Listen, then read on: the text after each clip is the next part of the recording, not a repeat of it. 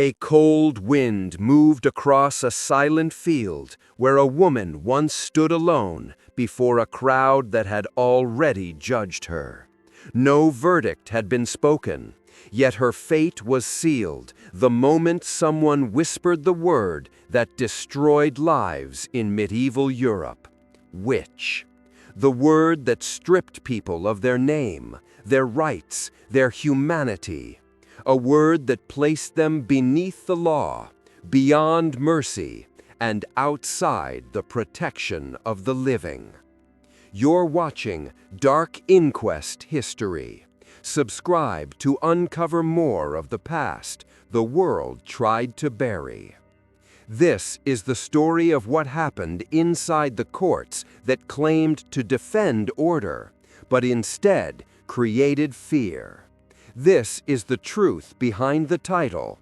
What medieval courts did to accused witches was worse than death. The story begins in a world shaped by superstition, drought, plague, and the constant fear of divine punishment. Villages watched the skies, studied failed harvests, counted the sick, and searched for someone to blame. Faith was strong, but fear was stronger. It spread like smoke, filling every home, every church, every market square.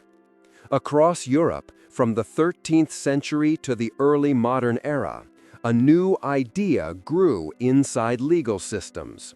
It said that hidden enemies lived among ordinary people, that anyone could secretly serve dark forces, that misfortune must have a human cause. This belief did not stay in the streets.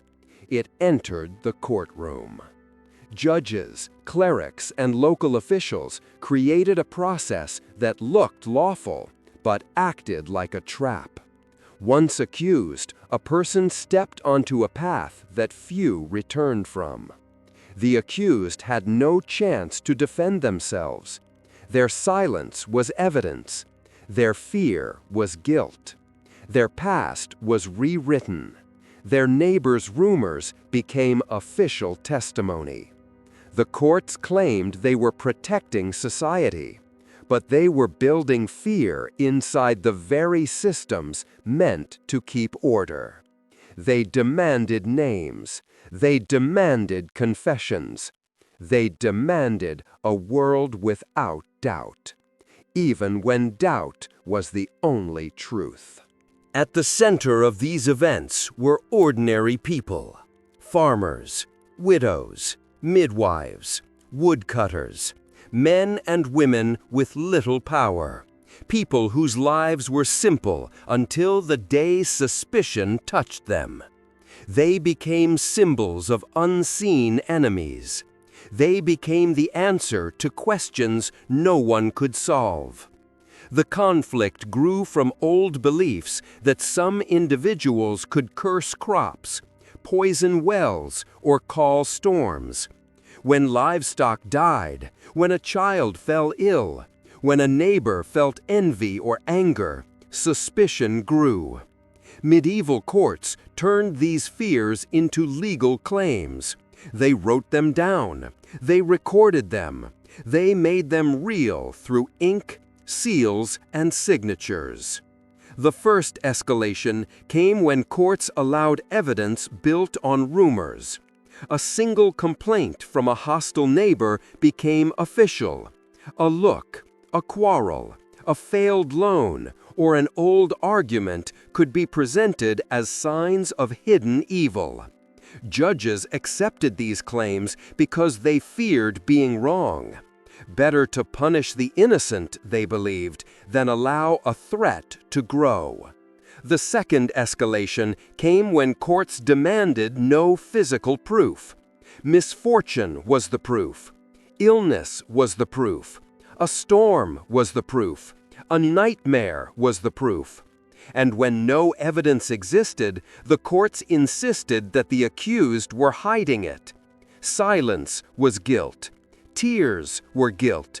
Confusion was guilt. The third escalation came when authorities embraced forced confession.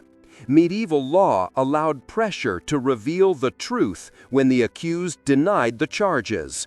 Officials claimed they were not harming the body. They said they were saving the soul. They believed confession cleansed the community. Those who confessed often hoped for mercy, but mercy rarely came. The fourth escalation came when courts required the accused to name others. A confession was not the end. It was the beginning. A chain reaction. One accusation became 10. 10 became 100. Communities turned against themselves. Families broke. Friends became informants. Priests, judges, and local officials claimed they were restoring order, but they were creating terror. The fifth escalation was the public judgment. Trials were held before large crowds. The accused stood alone. Every word was weighed. Every movement watched. The judges held absolute power. Even when the accused survived the process, their lives were destroyed. They were marked forever. Many chose exile. Many never returned to their homes. And many were executed. Not because guilt was proven, but because fear demanded closure. The climax of this story appears not in a single event, but in the quiet moment when the accused realized there was no path to innocence. Long before any punishment was carried out, the true suffering had begun.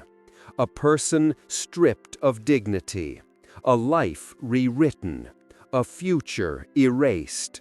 Even those who lived carried the weight of suspicion forever.